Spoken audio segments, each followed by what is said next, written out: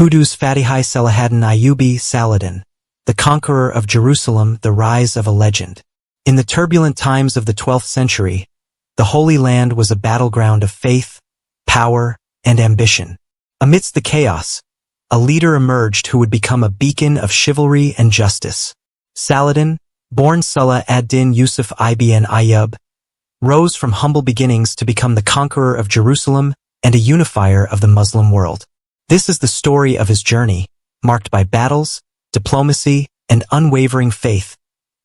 Saladin was born in Tikrit in 1137, into a Kurdish family of modest means.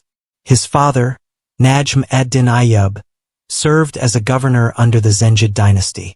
Saladin's early years were spent in Baalbek and Damascus, where he received an education in theology, law, and military tactics.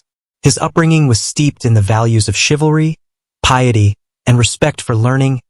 Saladin's family served the Zengid ruler, Nur ad-Din, a staunch defender of Sunni Islam and a fierce opponent of the Crusaders. Under Nur ad-Din's mentorship, Saladin learned the intricacies of leadership and the importance of unity among Muslims. Nur ad-Din's vision of a united front against the Crusaders deeply influenced Saladin and shaped his future ambitions. In 1169, Saladin accompanied his uncle, Shirkuh, on a campaign to Egypt, which was then under the control of the Fatimid Caliphate and threatened by the Crusaders. After Shirkuh's death, Saladin was appointed vizier of Egypt, a position that gave him significant military and administrative authority. Despite initial resistance, he quickly established his authority, winning over the Egyptian population and the army with his fairness and generosity. Upon the death of the last Fatimid Caliph in 1171, Saladin abolished the Fatimid Caliphate and restored Sunni rule in Egypt, thereby aligning it with the Abbasid Caliphate in Baghdad. This move not only solidified his control over Egypt, but also gained him the support of the broader Muslim world. Saladin's administrative reforms, including the promotion of agriculture and trade, brought stability and prosperity to Egypt, further strengthening his position. With Egypt secure, Saladin turned his attention to unifying the Muslim territories of Syria and Iraq. He embarked on a series of campaigns to consolidate his power, capturing key cities like Aleppo and Mosul.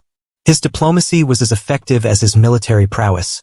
He forged alliances with local leaders, often incorporating them into his administration to maintain stability. The turning point in Saladin's quest came in 1187 with the Battle of Hattin. Saladin's forces decisively defeated the Crusader army, capturing their leaders, including King Guy of Jerusalem. This victory was not just a military triumph but a symbol of Muslim resurgence. The capture of the True Cross, a revered Christian relic, further demoralized the Crusaders and paved the way for Saladin's greatest achievement. Following his victory at Hattin, Saladin marched on Jerusalem. The city, held by the Crusaders for nearly a century, was heavily fortified. Saladin laid siege to Jerusalem, employing both military strategy and psychological warfare.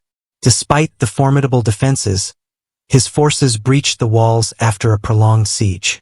On October 2, 1187, Jerusalem surrendered. Saladin's entry into Jerusalem was marked by an act of mercy that would define his legacy. Unlike the Crusaders, who had massacred the Muslim and Jewish inhabitants when they captured the city in 1099, Saladin granted amnesty to the city's Christian population. He allowed them to leave peacefully, preserving their lives and respecting their religious sites. This act of clemency earned him widespread admiration and solidified his reputation as a just and honorable leader. The fall of Jerusalem prompted the Third Crusade, led by Richard the Lionheart. The two legendary leaders engaged in a series of battles and negotiations, marked by mutual respect despite their opposing goals. Their diplomatic exchanges, particularly the Treaty of Jaffa in 1192, established a temporary truce and ensured the safe passage of Christian pilgrims to Jerusalem, highlighting Saladin's diplomatic acumen. Saladin spent his final years consolidating his empire and focusing on internal development. Despite his wealth and power, he lived modestly, dedicating resources to public works and charitable causes. In 1193, Saladin fell ill and passed away in Damascus. His death marked the end of an era, but his legacy endured. He was buried in a modest tomb, reflecting his humility and piety, Saladin's life and achievements left an indelible mark on history. He is remembered not just for his military conquests but for his chivalry, justice, and diplomacy. His ability to unite the Muslim world and his fair treatment of his enemies set him apart as a model of leadership and honor. Saladin's legacy transcended cultural and religious boundaries. In the West, he was admired for his noble qualities, becoming a symbol of the ideal chivalric knight. In the Muslim world, he was celebrated as a unifier and a defender of Islam. His life continues to inspire leaders and scholars, embodying the principles of courage, justice, and mercy as the centuries pass. The story of Saladin remains a powerful narrative of resilience and vision. His achievements in uniting the Muslim world and reclaiming Jerusalem resonate through history, reminding us of the enduring power of faith, honor, and leadership. Saladin's legacy is a testament to the impact one person can have in shaping the course of history and the values of a civilization.